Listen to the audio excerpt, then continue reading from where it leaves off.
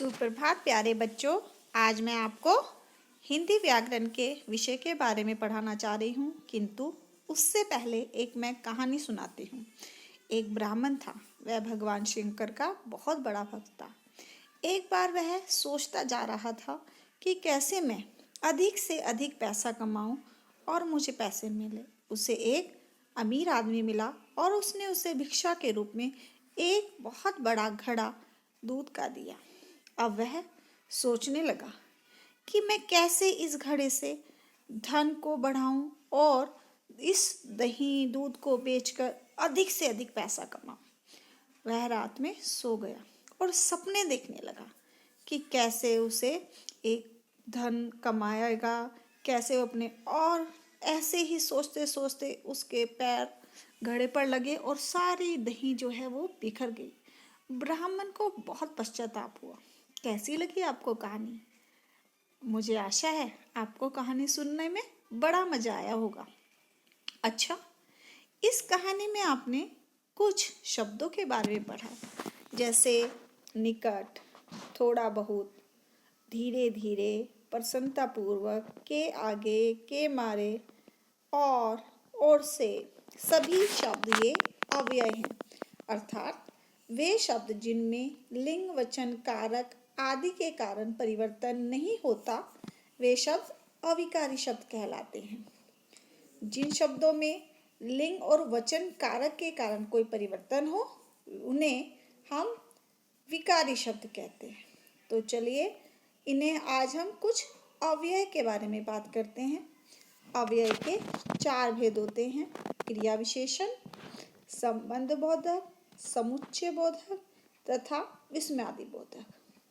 अब हम एक एक के विषय में जानकारी प्राप्त करेंगे। अब यहाँ पर सबसे पहले क्रिया विशेषण। यहाँ पर कुछ क्रियाएं हो रही हैं, जैसे 2 औरतें बातें कर रही हैं। कैसे बातें कर रही हैं?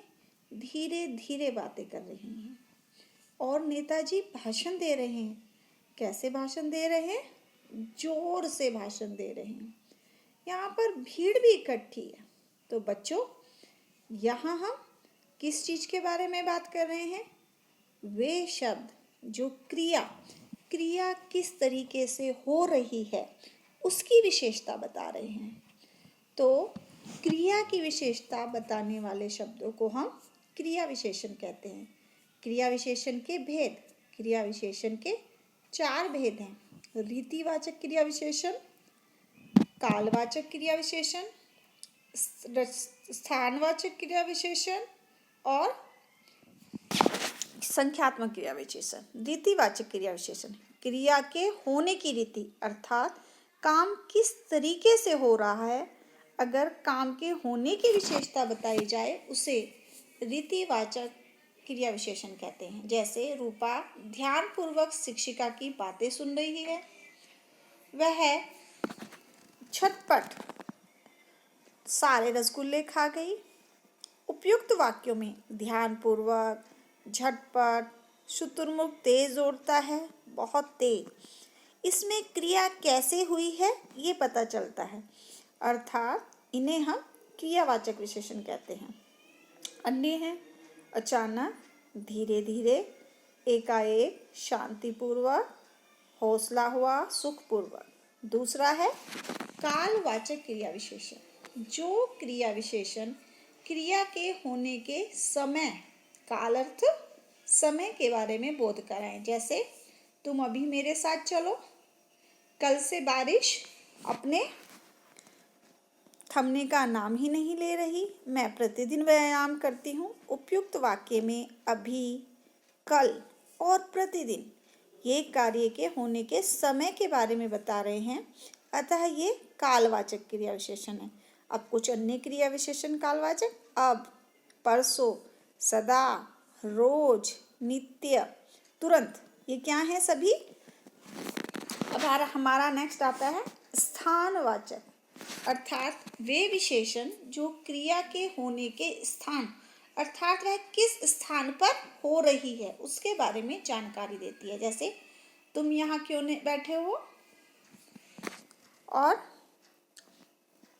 बहनों, आप अंदर आ जाइए, या किसी भी इसमें संपन्न बाहर चला गया है, या देखो तुम्हें कोई बाहर बुला रहा है। इन वाक्यों में यहाँ अंदर बाहर स्थान के बारे में बता रहे हैं, तो ये स्थानवाचक क्रिया विशेषण है।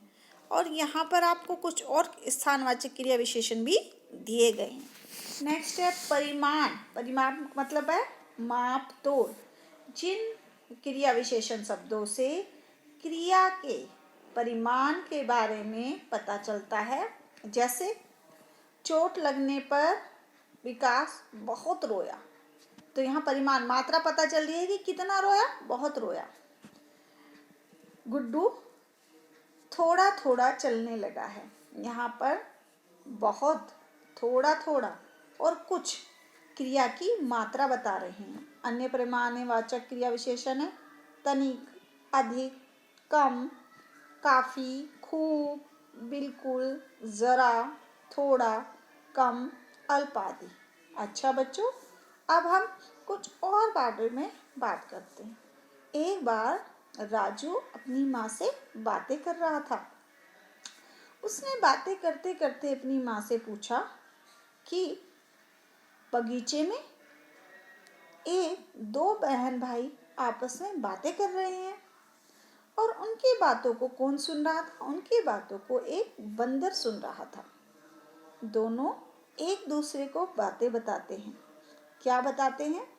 कि माता भाई बहन के साथ मंदिर चला गया, या दोनों बहन भाई मंदिर में घूमने आए, पार्क में खेलने आए। ये सब क्या है? ये हमें किस चीज़ के बारे में बता रहे हैं? कि संबंध, किसका किसके साथ संबंध है, संबंध बताने वाले शब्द। अब देखो, जंगल के पास एक गांव था। गांव में के किनारे नदी बहती थी। नदी के ऊपर पुल बना हुआ था। जंगल की ओर जाने के लिए पुल पार करना पड़ता था। इन वाक्यों में के पास, के किनारे, के ऊपर, की ओर, ये शब्द क्या हैं? ये आपको संबंधों के बारे में, जंगल का, नदी का, गांव का, इन सब के जो आपस के संबंध हैं उनका बोध करा रहे हैं। अतः यह संबंध बोधक अव्यय हैं।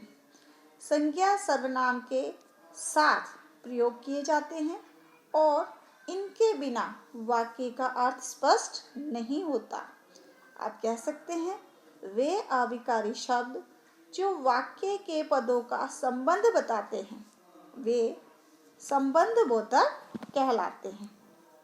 जैसे आप बगीचे में देख रहे हैं, हाँ, आपस में दोनों बहनें बातें कर रही थी, और बातें करते करते एक दूसरे को समझा रही थी कि क्या हम कुछ कर सकते हैं, क्या परिवार में किसी तरह की मदद कर सकते हैं।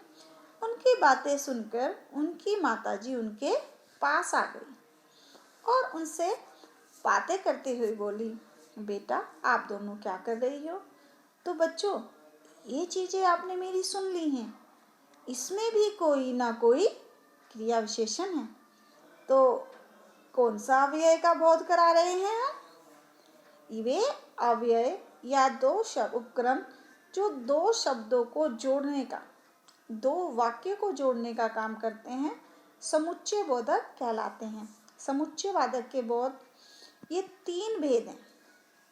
सबसे पहले संयोजक, वियोजक और विकल्प सूचक। आप संयोजक मतलब जो दो शब्दों को जोड़ने का काम करते हो, जैसे और, तथा, एवं।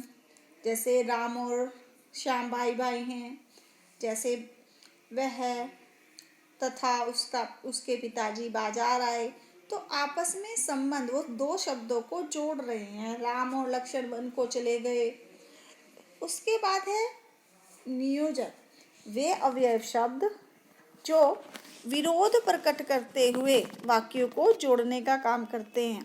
किंतु, परंतु, लेकिन, तुम पास हो जाते किंतु तुम पढ़े नहीं। यहाँ पर दो वाक्य को हमने किंतु से एक दूसरे के नियोजक बता रहे हैं, नेक्स्ट है विकल्प। जब आपके सामने विकल्प दिए गए हों, वे अन्यथा या अव्यय, जैसे आप चाय लेंगे या कॉफी, तुम यहाँ बैठकर पढ़ो, अन्यथा चले जाओ, बस अपना प्रोजेक्ट पूरा करो। अब हमारा नेक्स्ट है विस्मयादि बोधक। विस्मयादि बोधक का अर्थ है विस्मय, अर्थात आश्चर्य करना।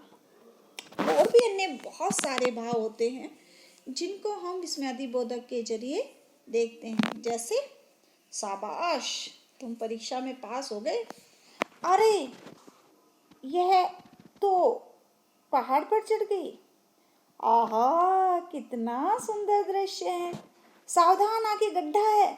इन शब्दों में शाबाश, अरे, सावधान, ये चारों अलग अलग भावों का बोध करा रहे हैं। अगर आप देखते हैं तो मेरी बातों में आपने सुना होगा कि हर भाव अलग तरह का भाव प्रकट कर रहा था।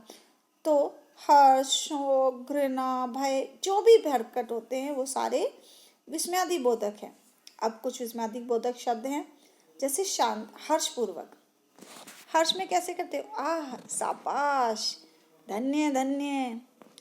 आदरपूर्वक, आश्चर्य सूचक, अरे, आह क्या, वाह। शोक, ओहो, हाय। कृपा सूचक, हाँ जी, अच्छा, ठीक है। विस्मयादि शब्दों का प्रयोग प्रायः वाक्य के आरंभ में होता है। इन्हीं शब्दों से हम करते हैं। आज हमने क्या सीखा है? आज हमने सीखा है जिन शब्दों से वाक्यों के लिंग वचन कारक में कोई परिवर्तन नहीं होता, वे अविकारी शब्द या अव्यय कहलाते हैं। इसके 4 भेद हैं: क्रिया विशेषण, संबंध बोधक, समुच्चय बोधक और विस्मयादि बोधक। क्रिया की विशेषता बताने वाले शब्द क्रिया विशेषण कहलाते हैं। क्रिया विशेषण के भी 4 भेद होते हैं: रीतिवाचक, कालवाचक, स्थानवाचक और परिमाणवाचक। संज्ञा या सर्वनाम शब्दों के साथ आकर उनका संबंध वाक्य के अन्य शब्दों से जोड़ने वाले शब्द संबंध बोधक होते हैं।